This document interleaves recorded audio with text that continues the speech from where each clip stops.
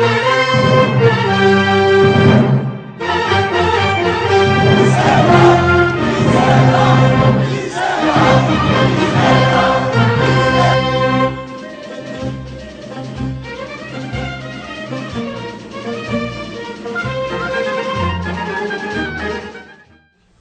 gördük əziz tamaşaçılar. Azərbaycan Saatı verilişinin bazar günü buraxılışı efirdədir. Bugün studiyada mən Şahvələ Çobanoğlu və mən Laçın Məmişov şərhlənərək həbs olunan Seymur Həzini əvəz edirik. Hörmətli tamaşaçılar, Seymur Həzi özü bir yazardır. Özü Azərbaycanda baş verən proseslərdən daim yazır. Ölkədə gedən ictimai-siyasi hadisələri, baş verən hadisələri şərh eləyir. Amma bugün Azərbaycan haqqında yazanlar hamısı Seymur haqqında yazır. Seymur Həzi Azadlıq qəzetinin əməkdaşıdır. Azərbaycan Xalq Cəbhəsi Partiyasının təmsilçisidir. Bəs o niyə həbs olundu? Onun həbsi necə baş verdi? Onun həbsi ölkədə baş verən proseslərə təsir edə bilərmi? Seymur Həzini siz necə tanıyırsınız? Ətrafdakılar onu necə tanıyır? Ümumiyyətlə Seymur Həzi kimdir? Mən istəyirəm ki, bu haqda onun iş yoldaşı, Azadlıq qəzetinin əməkdaşı İlham Hüseynin Seymur haqqında yazısını sizə təqdim edək. Bu ölkənin ən intellektual, mübariz, cəsarətli adamlarının birini də həbs etdilər. Seymur Həzi yenə də hakimiyyət üzərində qələbə qazandı. Bundan öncə də onu həbs etmişdilər, döymüşdülər, ölümlə hədələmişdilər. Ancaq Seymur bir an belə tərəddüd etmədən şərə meydan oxuyurdu. Bəli, Seymur heç vaxt zalimin saldığı havaya oynamadı. Amma Seymurun möhtəşəm yazıları rejimi yerindən oynatdı. Seymur Azərbaycan insanına Azərbaycan saatı ilə nəfəslik gətirirdi. Xalqın nəfəs yolunu kəsənlər üçün isə bu arzu olunmaz idi. Ona görə qərara gəldilər ki, Seymurun özünü havasız qoysunlar. Amma yenə də yanıldılar və indi bütün vicdanlı adamlar dayanmadan Seymurdan yazır. Adamlar Seymurla yanaşı çəkdirdikləri fotoları qiymətli əşya kimi nümayiş etdirir. İndi Seymur haqqında yazmamağa utanırlar. Hətta bu hakimiyyətin müdafiəçisi rolunda çıxış edənlər də Seymurun şərləndirdiyini etiraf edirlər. Siz bu günə qədər kiminsə xuliqanlıq etdiyinə görə alqışlandığını, xuliqanlıq etdiyinə görə sevindiyini gördünüzmü? Bu hakimiyyət belə bir fenomeni də sizlərə göstərdi. Seymur elə bir xuliqandır ki, adamlar saatlarla məhkəmə qarşısında dayanıb onun gəlişini gözləyir. Ona səninlə qürur duyuruq, eşq olsun, sən qalibsən deyirlər. Əslində, həbs, xuliqanlıq ittihamı Seymuru bütün dünyaya qəhrəman kimi tanıtmağa xidmət edəcək. Bu həbslər xalqla hakimiyyət arasındakı uçurumu dərinləşdirir, cəmiyyətdə nifrət hissini artırır. Bu həbslər həm də gülüş hədəfinə çevrilir. İndi Kürdəxanını alimlər mərkəzi, vicdan emalatxanası adlandırırlar. İndi həbs olunan insanlar üçün xeyli təsəlli verici hallar var. Bəli, həbsdə İntiqam Əliyev, Rəsul Cəfərov, Leyla Yunus, Nidasız Gənclər, Tofiq Yaqublu, Qurban Məmmədov və digər dəyərlər var. İndi bu dəyərlərin siyasına biri də əlavə olundu. Bu tendensiya davam etdikcə həbsxanalar ən arzulanan məkana çevriləcək. Ləyaqətli insanların əhatəsində olmaq dörd divarı və uzun illərin həsrətini unutduracaq. Seymur yalnız Azərbaycan saatına görə deyil, öz saatını haqqın vaxtı ilə qurduğuna görə həbs olundu. Saatı zamanın və insanlığın vaxtından geri qalanlar isə onu məğlub etməkdə acizdir. Çünki bu saatın əqrəbləri vicdan və ləyaqətdən düzəldirib. Seymur ömrünün bütün saatlarını doğru bildiyi işlə məşğul oldu. Əminəm ki, dəmir barmaqlıqlar da, dörd divar da onun vaxtına köçlənəcək. Azərbaycanı işıqlı gələcəyə aparmaq üçün Seymurlar həmişə olacaq. Yuxarıda qeyd etdiyim kimi, Seymur heç vaxt şərin havasına oynamadı. Amma vaxt gələcək, Seymur Həzilər şeirlərə, məhsunlara mövzu olacaq və adamlar bir Seymur havası çal deyəcəklər. Dostum, sən şərin üzərində qələbələrini qeyd etmiş adamsan. Sən bütün vücudunla haqqın məkanında bitmiş adamsan. İndi yenə də zalim səninlə yarışa çıxıb və sən qalibsən, bu bədbəxtlər nə bilsin ki, sən kimsən? Qoluna qandal taxanlar tarixin ən çirkli yerinə atılacaq. Qolundakı qandal ən bahalı əşya kimi hərraslarda satılacaq. Dostum, dəmir barmaqlıqlar dəmir iradəliləri məğlub edə bilməz. nə dörd divar, nə üzünə bağlanmış qapı qəlbdən azadlıq eşqini silməz. Sənə yuxarıdan baxanların hamısından böyüksən, sən varlığınla şərin sinlərində ağır yüksən. İndi səndən azad olmaq istəyir sənin vicdanın qarşısında qul olanlar. Sənə xuliqan deyir vicdanı pul olanlar. Get, xəsislik etmə, get, biraz da dörd divarla söhbət et. O divarlar gələcək yazıların üçün mövzu olacaq. Mən bilirəm, dörd divar və sən bu beşlik nələr yaradacaq. Dostum, sən də mükafatını aldın. Ödünü vicdan məhbusları zərgəsinə saldın. Biz gələcəyə birlikdə gedəcəyik. Bəxtimiz gətirsə, yanına gələcəyik. Adətən həbs olunan insanın valideynləri, yaxınları, əzizləri böyük təlaş, böyük kədər, böyük qüssə içərisində olurlar. Amma Seymur Həzinin valideynləri görünür ki, buna hazır idi. Və Meydan TV-nin hazırladığı reportajdan bəlli olur ki, Seymur həbs olunacağını hiss edirdi və öz valideynlərini də, özünü də bu həbsə artıq öz zamanında, vaxtında hazırlamışdı. Meydan TV-nin əməkdaşları Seymur Həzinin evində olub və onun valideynləri nə deyir, bu məsələni necə şərh edir, gəlin birlikdə baxaq. Sizin həbs xəbərinizdən sonra anam artıq mənə ehtiyatlı ol demir. Yəqin ki, bunu özünün qüruruna sığışdırmır. O artıq anlayır ki, onun oğlunun yeri bu böyük həbsxana deyil, sizin yanınızdır. Seymur Həzinin həbsdə olan Leyla Yunusa məktubundan 21 avqust 2014-cü il. Məktubun yazılmasından 8 gün sonra jurnalist Seymur Həzi xuliqanlıq maddəsi ilə saxlanıldı. Abşeron rayon məhkəməsinin qərarı ilə jurnalistə qarşı 2 aylıq həbs qəti imkan tədbiri seçildi. Jurnalistin atası Məşqi Həziyev deyir ki, evlə hadisənin baş verdiyi yer arasında 2 kilometr məsafə var. Seymur hər gün piyada o yolu qət edib. Hadisə olan gün saat 5-ə qədər atası oğlunun həbs edildiyini bilməyib. 29-cu günü günorta saat 1-2 belə işləmiş vaxtlarında hazırlandı ki, çıxsın işə getmək üçün. Hazırlanıb ki, o işə gedən vaxtı yolda bir nəfər yaxınlaşır buna, tanımayan. Ona deyir ki, Facebookda sizə yazı yazmışam, niyə cavab vermirsiniz? Bu da bunu deyir ki, mən verməmişim də, cavab da verməmişim.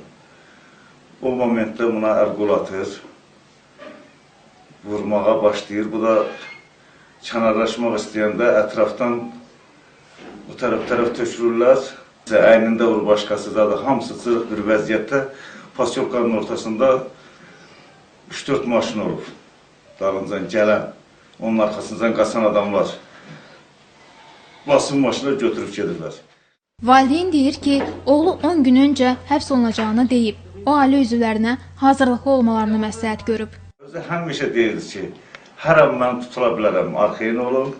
Yəni, birinci mən tutulacam. Bu öz sözlərim bu yerdə deyib gedirdi. Nə vaxtdan deyirdi ki, mən tutula bilərəm? Onlar hardasa bir, elə bu 10 gün, 15 gündür bu vəziyyəti o təkrarlayırdı ki, hazırlıqlı olun. Növbə mənimdir, mən getməliyəm. Bunu da təbii ki, növbəsini saldı da. Seymur Həzi Bakı Dövlət Universitetinin Şərqşünaslıq fakültəsini bitirib. 2005-ci ildə magistr dərəcəsi alıb. Azərbaycan Milli Elmlər Akademiyasının Fəlsəfə İnstitutunun aspiranturasını bitirib. 2000-ci ildən AXÇP-nin üzvüdür. Balaca uşaqlar var burada, küçədə oynayır. Deyirəm ki, deyirlər Seymur daimi tuturlar. Deyirəm ki, tuturlar da, dalaşıb tuturlar. Deyir, nətər dalaşırlar? Uşaq məndən sonra nətər dalaşıb tuturlar? Deyirəm ki, orada gedir, deyirlər, əlində butulka var, dalaşdı, vurdu, tuturlar da höküm. Deyirəm, o dalaşan vaxtı hökumətlər haradaydı? Deyirəm, nə bilim, oradaymışdı. Yox, deyirəm, vallahi bu quraşdırma işte. O uşağın fikridir, mənim fikrim deyil. Yəni, bunu az bir yaşlı uşaqlar da bilir ki, bu başqa bir şeydir. Seymur neydi? Biz ancaq təmkinli olmalıyıq. Çünki uşağımızın yolu haqq yoludur. Uşağımız xulqan deyil. Bir şey deyil. 4 dənə qırmızı diplomla oxumuş oğlan nətər ola bilər ki, cinayətkar olsun? Hardan ola bilər o? Ola bilməz. 2011-ci ildə jurnalist oğurlanaraq döyüldü və bu işdə təqsirli olan şəxslər məsuliyyətə cəlb edilmədilər. 2013-cü ildə Seymur Həzinin izlənilməsi ilə bağlı sənədlər Azadlıq qəzetinə göndərildi. O izlənilir və bununla bağlı rəsmi orqanlara məruz edilirdi. Amma dövlət rəsmiləri bu sənədlə bağlı açıqlama vermədilər. Məşqül Həziyev düşünür ki, oğlu Azadlıq qəzetinin siyasət şöbəsinin müdiri və Azərbaycan Saatı verilişinin aparıcısı olaraq həqiqəti dediyi üçün həbs edilib. Bəli, hansı ki indi ki Seymur orada tutublar, 2 il öncə də həmin ərazidə işdən gələrkən bir dəstə qrup başına torba keçirib, gecə ilə aparıb, döyüb, incidib, yolun qırağına tullayıb getmişdi. Həmin ərazidə, həmin yerdə. Onu tapırlar, onu tuturlar. Məsələ Seymur üstündədir. O tapmaq nəyi təşkil ki onu? Tapmağı bilmirlər ki, kimdir, nədir? İstəsələr taparlar. Amma istənildir tapılmaq. Valideynlər deyir ki, həyat mübarizədir və onlar oğulları ilə birlikdə bu mübarizəni yaşamağa hazırdırlar. Deyərik ki, xalqımız da onun arkasında dayansın, oğlumuzun hüquqları müdafiə olunsun, sağ-salamat geri dönsün. Bütün anaların bağlarına arzu edirəm ki, haqsız tutulan anaların hamısına deyirəm ki, hamısı təmkin olsun. Mən evdə Seymurun yoxluğunu istəyirəm, yox ola da bilməz. O, əbədi bu evdədir, evdə də olasıdır, həyatdır bu, mübarizədir. Mübarizəni də yaşamağa biz hazırıq. Hörmətli tamaşaçılar, Azərbaycanda siyasi həbslər son illərdə hər zaman olub, ardıcıl olub, davam eləyib. Siyasi məhbuslar azad olunub, amma sonradan yeniləri həbs olunub. Son günlərdə isə siyasi həbslərin sayı artıb, intensivliyi artıb. Demək olar ki, hər bir neçə gündən sonra kiminsə ictimai fəallardan kiminsə həbsinə şahidlik edirik. Bu həbslərin arxasında nə durur? Bu həbslər Azərbaycanı hara aparır? Tez-tez bu suala cavab axtaranlar Azərbaycanın Şimali Koreyaya yaxınlaşmasından söhbət açır. Axı Şimali Koreyanın özündə necə vəziyyətdir? Orada nə baş verir? Bütün bu suallara cavab axtarmaq üçün biz tanınmış politolog Hikmət Aczadəyə müraciət etdik. Gəlin onunla söhbətə qulaq asaq. Hikmət bəy, son günlər Azərbaycanda ictimai siyasi fəaliyyətlə məşğul olan bir xeyli məşhur insanlar həbs olunur. Nəzərə alsaq ki, Azərbaycanda həmişə həbslər olub, amma indiki həbslərə görə müəyyən bir təşviş var, həm cəmiyyətdə, həm beynəlxalq ictimaiyyətdə. Fərqlilik nədir? Məsələn, 3 il, 5 il, 10 il bundan əvvəlki həbslərlə indiki həbslərdə. Bu fərqlilik görünür, var. Əvvəl demək repressiyaya, fiziki qüvvəyə malik olan insanları tuturdular. Növbəti etapda siyasi əhəmiyyət daşıyan adamlar, siyasi partiyanın üzvləri, liderləri, fəalları, indi isə hüquq müdafiəçiləri. Demək, bu birinci, ikinci qrupla qutarıblar, müvəffəqiyyətlə qalıbdır bunlar. Ki, bunlar demək, rəhbərliyimizi əsəbləşdirir, qoymur sakit istirahət eləsin, dünyada biabır eləyir və s.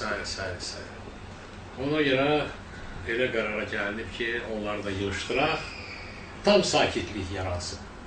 Tam süslük, sakitlik və mehriban bunlar yaşasın, qismətdən yesinlər belə. O xəyal olunan sakitlik fonunda Azərbaycan nə gözləyir? Yəni, Azərbaycan insanlarına doğrudanmı indiki hakimiyyət yaxşı həyat vəd eləmək istəyir, qurmaq istəyir, amma o milli ünsür deyilən, bəzən xaricə işləyən adı verilən insanlar doğrudan mı mani olur hökumətin fəaliyyətinə? Fəaliyyəti biz demək, fəaliyyətə reallıqla baxsaq, bəli, onlar mani olur. Onlar car çəkir, onlar xəbər verir ki, bu yerlərdə, bu sahələrdə pozuntular var, bunları aradan götürmək lazımdır, yoxsa millət məhvə gedəcək, dövlət məhvə gedəcək. Bunlar, bu insanlar, demək, dövlət orqanizminin sinir sistemidir. Onlar siqnallar verir ki, ayaq çürüyür, baş ağrıyır, ürək dayanır, tədbir görmək lazımdır. Bu siqnallar narahat edir onlar. Bu siqnalları da yığışdıranda orqanizm tam, demək, xəbərsiz qalır özü haqqında. Və yavaş-yavaş məhvə doğru gedir. Bax, bizi bu gözləyir, əsuslar olsun. Hikmət bəy, 21-ci əsrdir, internet var, yəni dünyada bir çox beynəlxalq təşkilatlar yaranıb. Belə olan halda doğrudanmı kimlərisə Azərbaycanda həbs etməklə, susturmaqla, dəmir pərdəli Azərbaycan yaratmaq, dünyadan təcrid olunmuş Azərbaycan yaratmaq mümkündür? Mümkün deyil, çox gərək qan tökülsün. gərək internet yığışdırılsın. Mütləq buradan xəbər gedəcək. Azərbaycan xalqı danışan xalqdır. Yazacaqlar. Fəalları da tutsan, sadə adamlar yazacaq, zarafatlar quracaq. Bu olacaq. Bu da olmasa, səfirliklər var. Və hər bir səfirlikdə və ya buradakı olan beynəlxalq təşkilatda, həmən o BMT-də insan haqları ilə məşğul olan xüsusi bir məmur var, ya qrup var. Və onlar hər il, hər 4 ay hesabat yazılır. Hesabatlar da gedir dünyada yayılır. Bax, belədir vəziyyət. Yəni, o məlumatları buradan yığışdırmaq mümkün olmayacaq. Əgər doğrudan da insan haqlarının pozuntusu var, işgəncələr var, qanunsuz həbslər var, o məlumatlar yayılacaq. Mümkün deyil, razıyam sizə. Yığışdırmaq mümkün olmayacaq. Və belə bir ehtimal da var, yəni belə bir şərhlər də var ki, indiki həbslər həm də növbəti ilə hesablanır. Yəni, növbəti il bildiyiniz kimi Azərbaycan Avropa Birliyinə qoşulmaqla bağlı bir qərar olmalıdır. Eyni zamanda ölkəmizdə parlament seçkisi gözlənir və hökumət ehtiyatlanır, yəni dəyişiklik üçün fürsət olan imkanlardan narahatdır və ona görə bu insanları, yəni Azərbaycanda demokratiya, azadlıq tərəfdarı olan insanları bərbaşdan zərərsizləşdirir. Siz belə ehtimala Mən inanıram, bəli, burada həqiqət var. Mən sadəcə olaraq sizin cümlənin birinci hissəsi mənə o qədər aydın olmadı ki, Azərbaycan Avropa Şura İttifaqına və ya onun tərəfdaşlıq proqramına qoşulmaq istəyir. Mən elə istək görmürəm. Yox, istəyir yox. Yəni, belə bir sual, seçim qalacaq Azərbaycan. Sual, seçim ola bilər ki, qalsın, axı biz heç istəmirik, biz heç sənədlərimizi ora aparmamışıq o imtihana. Başa düşürsən. Amma məsəl üçün, bunların o Avropa oyunları gəlir, Avropa Olimpiyadası. İstəmirlər burada o zaman demək, qanqaraçılıq olsun, kimsə danışsın, etiraz eləsin. Ola bilsin ki, parlament seçkiləri ilə də bağlıdır. Amma inanmıram, çünki parlament seçkiləri də bunlar o qədər maraqlandırmır, nə istəyirlər eləyirlər. Əsas, demək, Avropa oyunlarıdır və ola bilsin ki, Azərbaycanın Avropa Şurasında o sədrlik, o qısa periyod ki var, o var, onun sonra hesabatı olacaq və s. Bəli, ona görə sustururlar ki, səs-səmir yayılmasın. Hikmət bəy, bir sual və bir aydınlaşma daha doğrusu istərdik sizdən. Bizim siyasi xadimlər çıxış edəndə ölkədəki vəziyyət təsvir edirlər və deyirlər ki, vəziyyət dəyişməsə Azərbaycanı Şimali Koreya aqibət gözləyir. Amma məncə bir aydınlaşdırmağa ehtiyac var sadə şəkildə ki, Şimali Koreya, Azərbaycan Şimali Koreyaya dönməsi nə deməkdir? Bax, indi bizi izləyən sadə tamaşaçı nə başa düşsün? Bəlkə onların çox elə bilir ki, Şimali Koreya daha fərqli, əyləncəli bir yerdir. Yaşlı nəsil təxmin edə bilər. Yaşlı nəsil, yəni məndən də yaşlı. Stalini, Beriyanı görən nəsil təxmini eləyə bilər ki, bax, təxminən bu qədər olacaq bizdə. Gənc nəsilə isə xeyli izah eləməyə lazım olacaq. 2-2, 3-3 yığılmaq olmaz. Bıç-bıç eləmək olmaz. Telefonla danışanda qorxa-qorxa danışırsan, suyu üfürə-üfürə içirsən, kölgədən qorxursan, hər yer nəzarət altında, nəzarət hətta sənin mənzilinə girir, sənin ailənə girir. Uşaq atasına iş verir. Belə şeylər vardı qabaq. İndi də Koreyada belədir. Filan kəs keçdi, niyə əl çalmadın? Niyə zəif əl çaldın? Tutub basırlar gedirsən. Pis kürdün. Bəli, pis kürdün, az ağladın məndən yasta. Həm də ki, əlbəttə ki, iqtisadi süqut. Bu, indi bizim qismən, belə deyək, firavanlığımız, bulvar, salyut, bunlar hamısı neftin üstündə gedir. Bu neft də tükənmək üzrədir. Heç istəməzdim belə olsun, amma axır əvvəl o sonsuz deyil axı. O qutarandan sonra nə bizdə zavod var, nə fabrika var, nə bir istehsalat var. Hara gedirsən, nə alırsan, Kitay, Türkiyə, Kitay, Türkiyə. Azərbaycan malı hanı? Yoxdur heç. Bizim eksportumuzun 95% növüddür. Növüd produktlarıdır. Bunlar olmayandan sonra sən gərək idarə eləyəsən ölkəni düzgün, sən gərək onun iqtisadiyyatını azad eləyəsən. Azad iqtisadiyyat üçün də vətəndaş hüquqları olmalıdır ki, gəlib sənin evi elə belə sökməsinlər, biznesi əldən almasınlar. Yoxsa o iqtisadi inkişaf olmur, alınmır. Dünyada sübut olunmuş şeydir. Diktatura, insan haqları olmayanda iqtisadi hüquqlarda olmur, zəifləyir. Onlar da olmayanda inkişaf olmur. Bax, bizi bu gözləyir. Gənc nəslə, məsələn, savadlı əgər bizim cavanlar varsa, anti-utopiya romanlarını oxusunlar. George Orwell'in romanları var. Aldous Huxley'nin romanları var. Var 5-6 belə güclü anti-utopiya romanı, hansı ki bizi gözləyir. Bax, onları oxuyun. İnternetdən yazın anti-utopiya, gələcək töküləcək. Oxuyun, baxın, görün nə olacaq. Təşəkkür edirik Hikmət bəy. Çox sağ olun. Hörmətli tamaşaçılar, mövzumuz da gündəmimiz kimi dəyişmir. Mövzumuz yenə həbslərdir. Bu həbslərlə bağlı AXZP sədr müavini professor Nurəddin Məmmədli öz fikirlərini paylaşır. Təsir əks təsirə bərabərdir. Hər bir həbs olunan gənc, hər bir həbs olunan fəal yeni qəhrəman yaradır. Və gəlin birlikdə izləyək Nurəddin Məmmədli bu haqda nələr danışdı, nələr bildirdi. Professor, xoş gördüksünüz studiyamızda. Çox sağ olun, təşəkkür edirəm. Nurəddin bəy, neçə verilişdir biz bir çox sizin kimi hörmətli qonaqlardan bu suala cavab almaq istəyirik. Müəyyən cavablar da verilir.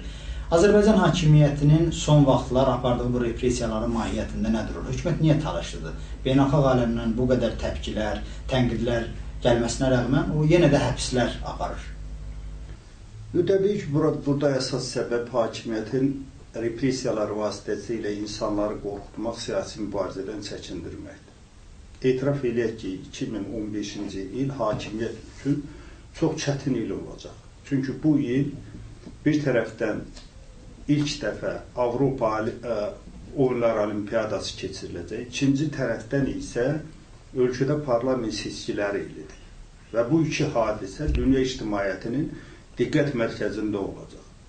Şübhəsiz Eurovision vaxtı hakimiyyətin xalqdan aldığı təpki bunlara çox gözəl bir dərs oldu. Ona görə də hakimiyyət preventiv tədbirlər vasitəsilə mübariz insanları mübarizədən çəkindirmək və beləliklə susqunluqla yaşayan bir cəmiyyəti idarə eləmək iddiasındadır.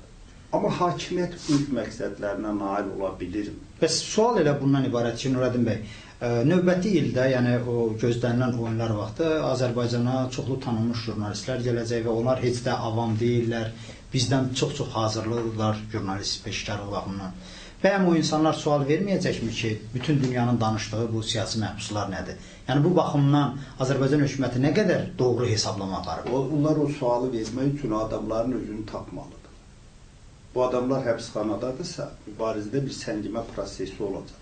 Cəmiyyətdə bir durğunluq dövrü yaşanacaq. Hakimiyyətin qənaəti belədir ki... Yəni o suallar hökumətə verilə bilməzmi? Hökumətə veriləcək, onsuz da bugün də verilir. Sadəcə olaraq insan yoxdursa, problem də yoxdur. İnsanları cəmiyyətdən izola eləməklə o təsir imkanlarını məhdudlaşdırmaq iddiasındadır. Amma buna nail ola bilirlərmi? Mənim qənaətimcə nail ola bilmədikləri azmış kimi özlərinə böyük problem yaradır. Birincisi, bugün mübarizə meydanına real qəhrəmanlarının böyük əksəriyyəti repressiyalara qədər heç kimin tanımadığı və ya çox az adamın tanıdığı və təmasda olduğu insanlardır. Bu adamlar məhz repressiya nəticəsində mübarizə qəhrəmanlarına çevrilir. Yəni mənəvi yük qazanırlar. Bunlar, məsələn, təsəvvür eləyim ki, konkret misal çəkmək istəyirəm. Əbdül.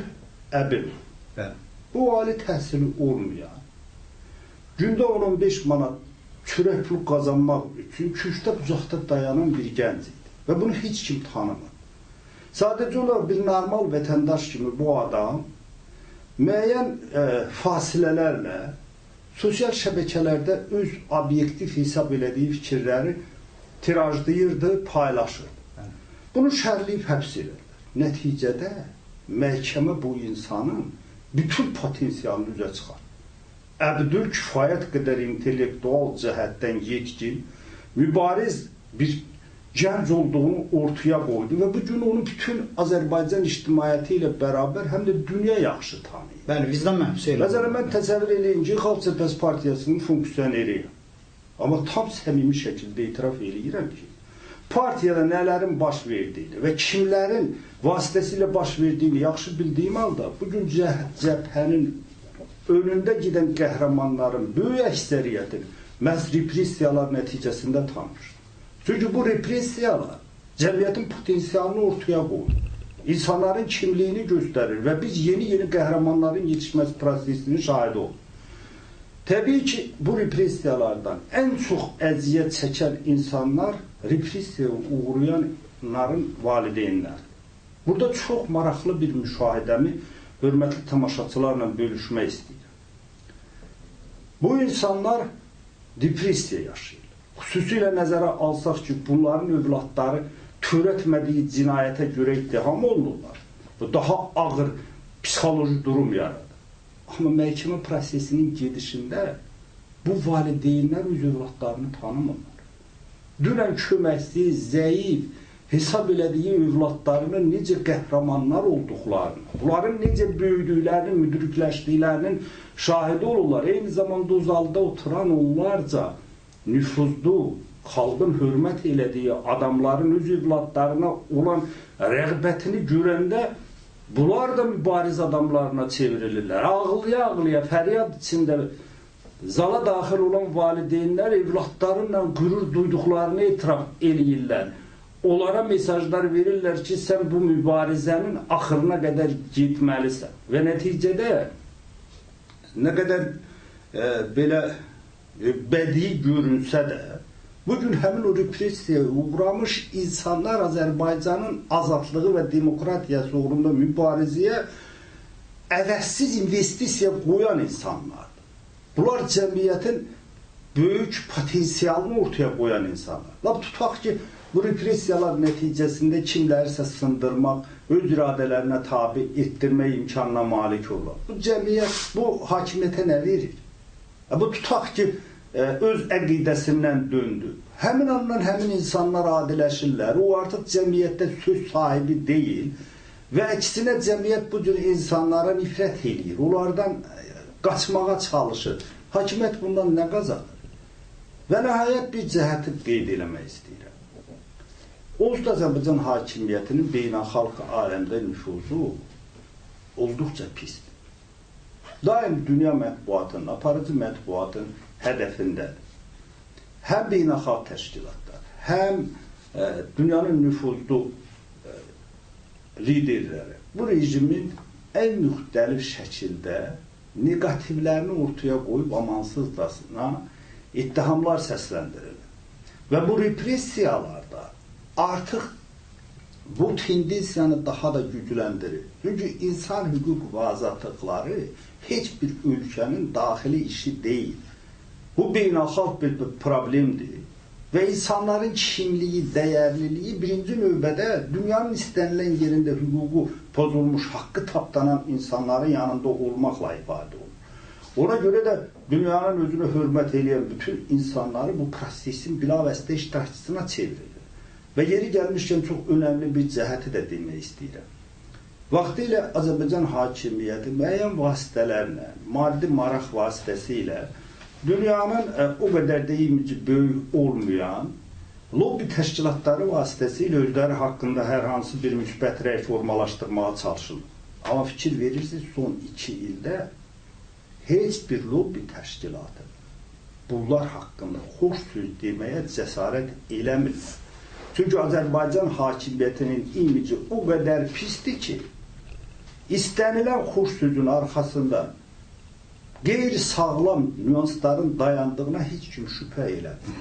Ona görə də mənim qənaətim belədir ki, bu repressiyalar hakimiyyətə heç nə vermir. Verə də bilməz. Seymur Həzinin həbsi Azərbaycan saatına müəyyən tormozlayıcı təsir göstərə bilər. Amma bu təşkilat və bu cəmiyyət o qədər qısırlaşmayıb ki, kimisə əvəz eləmək mümkün olmaz. Müqəddəs yer boş qalmır, belə bir söz. Müqəddəs yer boş qalmır. Müqəddəs missiyada boş qalmır. Missiyada boş qalmır. Ona görə də hakimiyyətin bütün bu çabalarında bir çaşqınlıq hissi olur. Xüsusilə bunlar öz məqsədlərinə çatmadıqca, məsələn, savadsız hesab elədiyi bir uşağın, bir gəncin bu cür üsyankar davranışları bunları daha da çılğınlaşdırır. Və getdikcə bu azğınlaşma prosesi artıq dövlət siyasətinə çevrilir. Nurəddin bəy, bu günlərdə Xalq Cəbhəsinin rəisət heyətinin bir qərarı da ictimailəşdi ki, partiya artıq miting müzakirələrinə başlayır. Yəni bu mitinqə qərar verməyinin altında nə dayanırdı? Yəni nədən Xalq Cəbhəsi bu repressiyaların fonunda miting qərarı verir? Təbii ki, belə halda yeganə adekvat reaksiyanın biri də kütləvi aksiyalara başlamaq.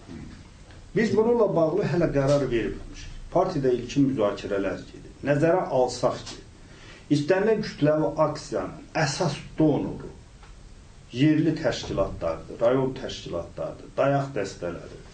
Hər bir dayaq dəstəmizdə, hər bir rayon təşkilatında bu məsələnin müzakirə olunmasına ehtiyacı var.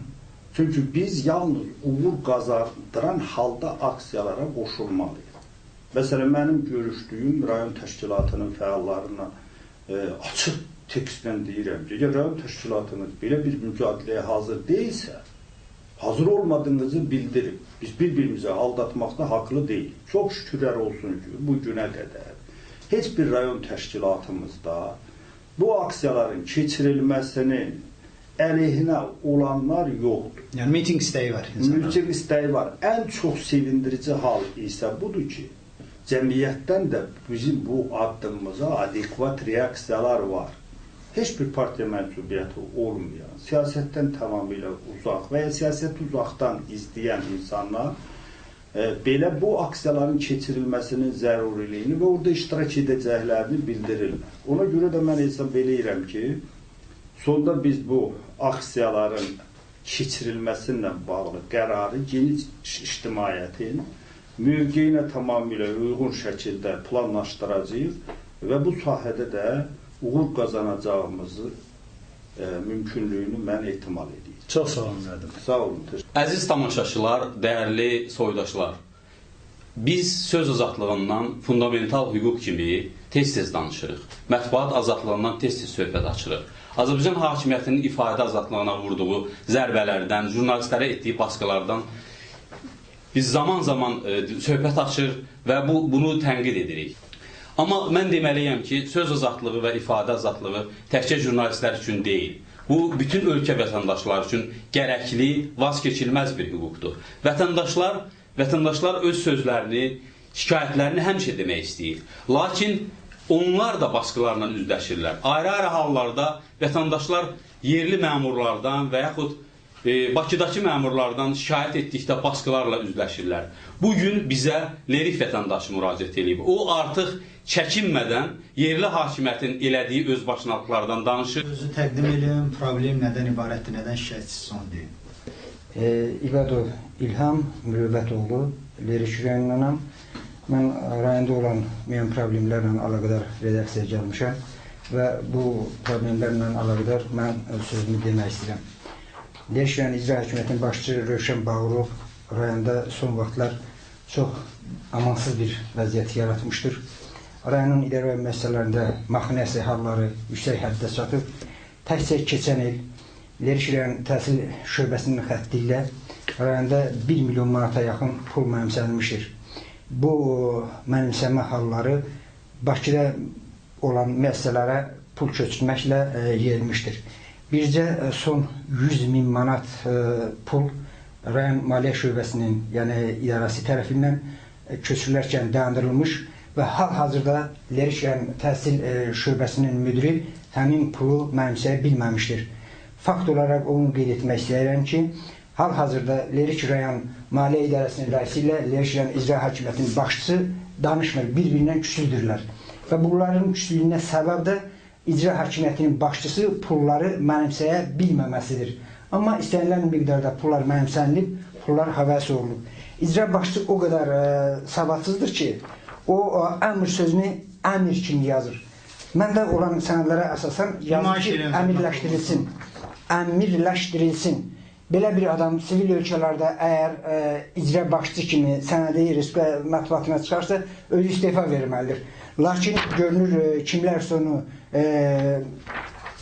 hamiləlik eləyir, onu hamilik edir ona və o hamiliyin nəticəsində hələ ki rayonda icra başçı postunda dayanıb durub. Əslində eləyir ki, Bakıdan idarə edirlər, Lerik Bakıdan idarə olunur. Bu adamlar ona havadarlıq edirlər və bunun nəticəsində də o hələ də rayonda işləyə bilir. İşləyə bilir deyiləndə bu biraz cəmaata, yəni biraz konkret eləyək. Cəmaat onun, yəni başçının, siz ki, hansı ki, tam edirsiniz çox ciddi məsələlərdə. Bəli. Onun fəaliyyətindən nə kimi zərərlər görür? Sizə bir şey deyim, onun fəaliyyətindən demək olar ki, heç kəs bir xeyir görməmişdir. Onun elə faktları vardır ki, artıq bir icra başçı kimi onu cəmiyyətə çıxarırlarsa, Lerik cəmaatı da təhqir olunur. Məsələn, bu yaxınlarda Peştətürk kəndində məscidin sökülməsi məsələsi birbaşa onun adıyla bağlıdır. Necə kənddə məscidi sökülür? Bəli, məscidi sökürlər. Sonra torpaq məsələsində açıq sizə deyim ki, Lerik rayonunun özündə, yəni Lerik qəsəbəsinin yuxarı məhəlləsində 1,5 hektar torpaq sahəsini hissə-hissə bölüb öz işçiramın Əliyevin adına satdırmışdır. Və bu barədə Respublika Dövlət Torpaq Komitəsində sənədi var ki, bu məsələlər tamamilə qanunsuzdur. Və bütün bu məsələlərin fonunda dayanan odur ki, ən yüksək, yəni cinayət hadisəsi, mən bir ziyalı kimi hesab edirəm ki, ondan ibarətdir ki, Lerik rayon icra hakimiyyətinin başçısı adı cinayətdə hallanan və eyni zamanda adı cinayət halında keçən və saxtakarla məşğul olan bir şəxsi bugünün özündə də rayon təhsil şöbəsinin müdürü saxlayır. Və təhsil şöbəsinin müdürünün doğma bacısı Respublikanın müxtəlif əlaqədar təşkilatlarına yazılı məlumat vermişdir ki, mənim qardaşım cinayətdir və cinayətkarlıq edib və onun ərizələri də buradadır, ərizələrinə də baxa bilərsiniz. Lakin bugünə qədər onun haqqında tədbir görülmür. Və bu məsələlər hamısı icra başçının özü ilə bağlıdır. İcra başçı özü bu məsələlərə önəm verir və məqsəddə yalnız varlanmaq, kapital toplamaq, pul toplamaqdır. Hörmətli tamaşaçılar, dünya tarixindən də bildiyimiz kimi bəllidir ki, heç bir rejim, heç bir diktatura həbslərlə xalqın müqavimətin, xalqın iradəsini cilalayıb, nəzarətdə saxlaya bilməyib. Milli Şuranın Koordinasiya Mərkəzinin üzvü Rövşən Əhmədli də eyni fikirdədir. O qədim Misir firavunlarının müasir Azərbaycanda modelinin necə tətbiq olunmasını şərh edir. Salam Rövşən bəy, xoş gördük siz studiyamızda. Xoş gördük, yorulmayasınız. Rövşən bəy, bu yay boyunca demək olar hər həftə ictimai-siyasi fəalların, elə sizin də çiyndaşlarınızın həbsi prosesi gedir. İstərdik sizi bir ictimai-siyasi çəkisi olan xadim kimi bu həbslərə qiymətcə öyrənək, dəyərləndirməcə öyrənək. Necə dəyərləndirirsiniz bu həbsləri? Təbii ki, yəni mən düşünürəm ki, hər bir Azərbaycan vətəndaşı ciddi narahat olmalı bu məsələlərdən. Sanki hakimiyyət vətəndaş cəmiyyətini bir mənalı olaraq belə deyək də fəaliyyətsizləşdirmə və tam özününkiləşdirmə siyasəti aparır və fərqli düşünən insanlar deyək ki, bu ölkədə olan problemlərdən haqlı olaraq narazılıq edən insanlar bir mənalı olaraq yəni təqib olunur, repressiya məruz qalır və son 1-2 ayda da biz bu repressiyanın son həddinə çatdığını müşahidə edirik. Çünki bu günlərim həqiqətən də nəinki Azərbaycanda, dünya çapında öz şəkisi və tanınmış insanlar belə çox qondarma ittihamlarla həbsə atırlar və artıq bütün yəni parametrlər yəni tapdalanır. Burada nə qadınlıq, nə xəstəlik, nə cavanlıq yəni kriteriyalarına baxılmır. Yəni təbii ki, bu hamımızı narahat edir və düşünürəm ki, bu vəziyyət heç də hakimiyyətin normal, qanuni, hüquqi, demokratik dövlət quruculuğundan xəbər vermir. Amma biz hökumətin ayrı-ayrı nümayəndələrinin çıxışlarında, siyasi bəyanatlarında həmin həbs olunanlara qarşı ad çəkilməsə də belə bir ittihamlar değişdirir ki, onlar xarici qüvvələrə işləyirdilər, düşmən dəyirmanına su tökürdülər, xaricdən pul alıb gənclərimizin beynini pozmaqla məşğul edilər. Bu ittihamlara sizin cavabınız nədən ibarətdir? Bilirsiniz, bu məsələlər təbii ki, hər bir insanın həbsin bu və digər formada arqumentləşdirməlidirlər. Əgər fakt yoxdursa, onda demək, elə ittihamlar irəli sürülməlidir ki, o ictimai müdafiəsiz qalsın. Təbii ki, bunun da ən sadə yolu, bu cür deyək də, dırnaq arası sadə yolu, bu insanların harası bir xarici, demək, o xarici, belə deyək, kəşfiyyat orqanlarına deyək, xarici nümayəndələrə deyək, ümumiyyətlə, xarici xidmət orqanları ilə əlaqəsi olması və son zamanlarda bu, yəni erməni, görürsən ki, ermənilərlə işbirliyi və yaxud da ki, qərblə işbirliyi adı altında. Amma əslində mən düşünürəm ki, hər bir dövlət öz vətəndaşına sahib çıxmalıdır və vətəndaşının problemlərini düzgün öyrənməli və problemlərin həllinə yönəlik yəni, hərəkət eləməlidir. Nəinki göstərilən problemlər, ölkədə yəni, çox ciddi problemlər var. Korrupsiya, rüşvət, yəni, bu danılmazdır və bunu əgər dövlət başçısı deyir ki, yəni, bu ölkədə yəni, məmur qudurğanlığı var, məmur özbaşınalığı var, korrupsiya var, rüşvət var. Əgər dövlət özü, hakimiyyət özü demək, korrupsiya qarşı idarə yaradır, komissiya yaradırsa, bu real faktdır.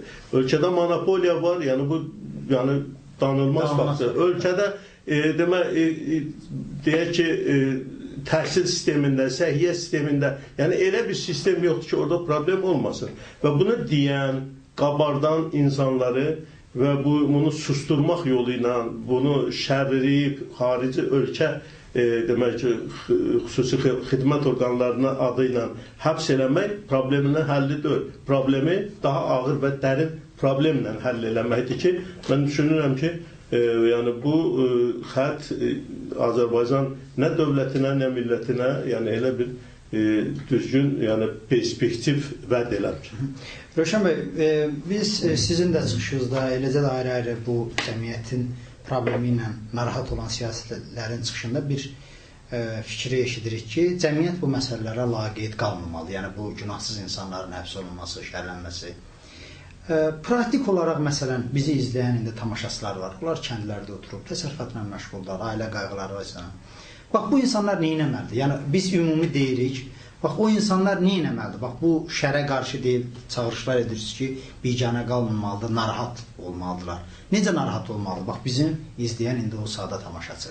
İnsanlar başa düşməlidirlər ki, bu günlərin ayrı-ayrı fərdlərin yəni, həbsi, onlar yəni, öz şəxsi maraqlarına görə həbs olunmayıblar. Onlar ümumiyyətlə ölkədə normal hüquqi dövlət quruculuğu uğrunda mübarizədə həbs olunublar. Onlar yəni, bu günlərin bütün bu eybəcərliklərə boyun əymədiklərinə görə həbs olunublar. Ən azından, mən bilirəm, vətəndaş bu günlərin deyək ki, hamının daim ictimai siyasi prosesləri izləmə imkanları olmasa da belə.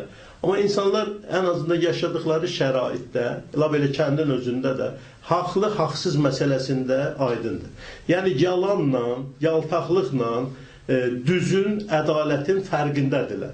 Amma zamanında isə müəyyən qədər, mən yenə deyirəm, fəal olmalıdır insanlar. Ən azından bu haqsızlıqlara bu günlərin mən haşiyədən çıxıram, kütləvi vətəndaş müraciətləri əsasında çox hörmətli ziyalımız Azərbaycan Ziyalılar Birliyinin sədri Eldəniz bəy haqqında cinayət artıq icraata götürdülər. Hörmətli Daxili İşlər Naziri Ramil Usubovun birbaşa yəni özünün verdiyi şikayət əsasında və biz onun məhkəmə prosesinin ilkin dinləməsində uzaqdan yaxından gəlmiş zəhmətkeş polis işçilərini və bu məsələdən hiddətlənmiş gəncləri gördük. Lav adamın yadına Sovet dönəmləri düşdü ki, yəni, amma əslində biz bunun təqdir eləmirik. Amma eyni zamanda da bizim izləyənlərimiz, yəni bu Azərbaycanda yaşayıb bu problemləri başa düşən insanlar öz gələcəklərini azad Azərbaycan, demokratik hüquqi Azərbaycan görmək istəyənlər ən azından bu məsələlərdə belə insanlar tək qoymamalıdır. Rövşən bəy, bir sualım da bu repressiyanı aparan insanlarla bağlıdır. İstərdim ki, bu barədə də fikrinizi sağlanarsınız. Tarixdən də biz bilirik ki, məsələn, müxalifləri cəzalandırmaq üçün o gilyotin deyilən aləti icad edən adamın özü o gilyotinlə başı vuruldu. 37-ci ilin repressiyalarında çoğulluq eləyən, günahsız insanlar repressiya eləyənlərin çoxu sonradan elə o repressiyaların özləri qurban oldu. Bəs bu gün müstəqil Azərbaycanda bu repressiyanı aparan insanlar tarixin bu dərsindən ibrət ala bilmirlər, yoxsa istəmirlər alsınlar, yoxsa tarixlə üzləşmək istəmirlər? Bu fenomeni necə izah edə bilərsiniz?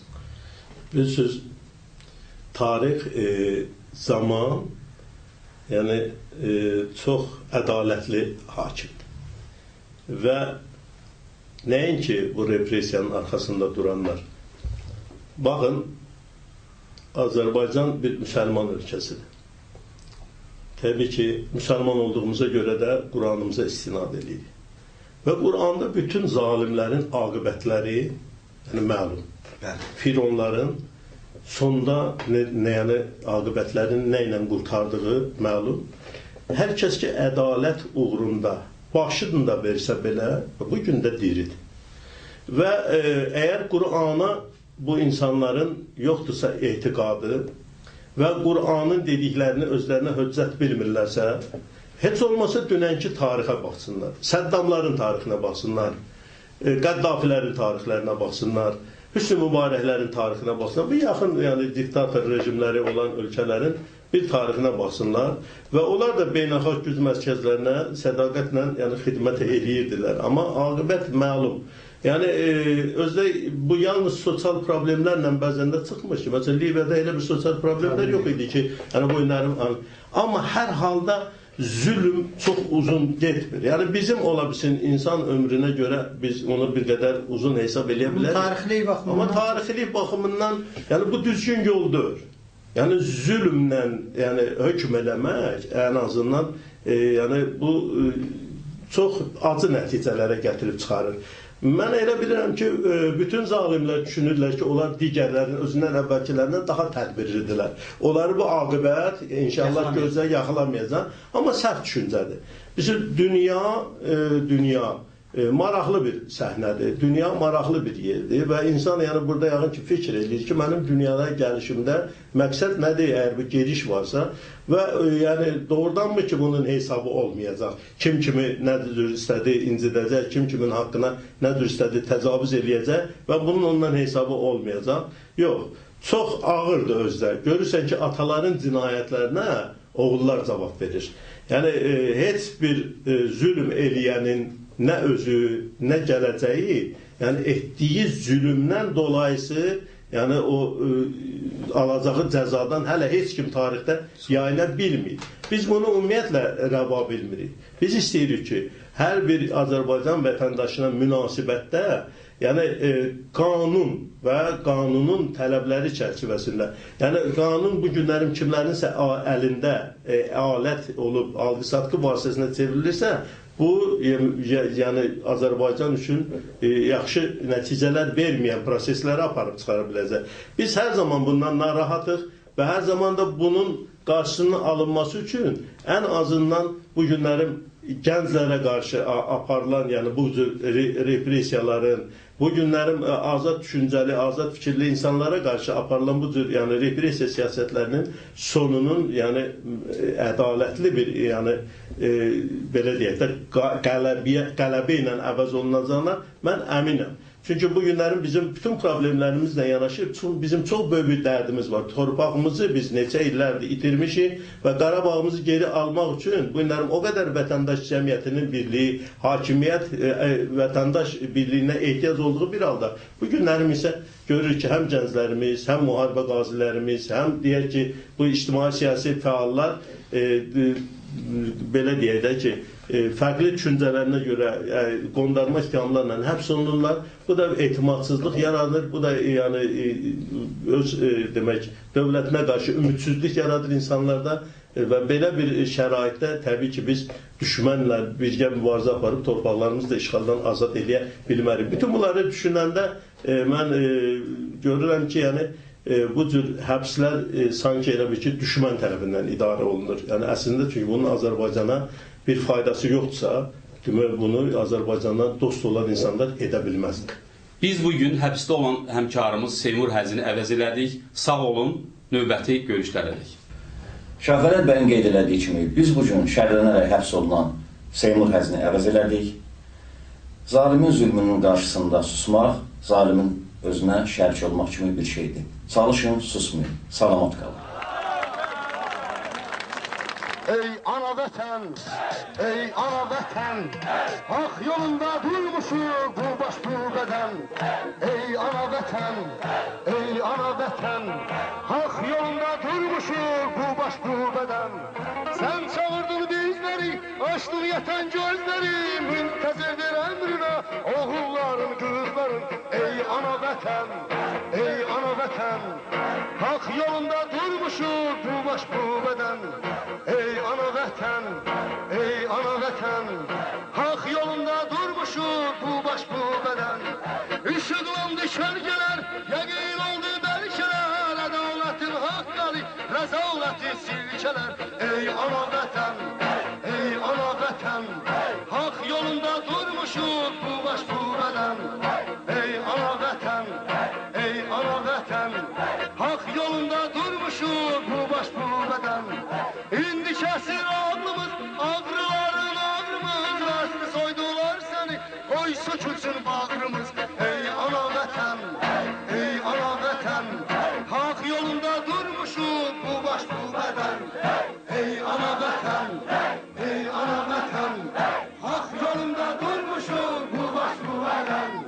Biz ölərik dönmərik, alışmışıq sönmərik, hər qarışın yolunda can verərik dinmərik. Ey ana vətən, ey ana vətən,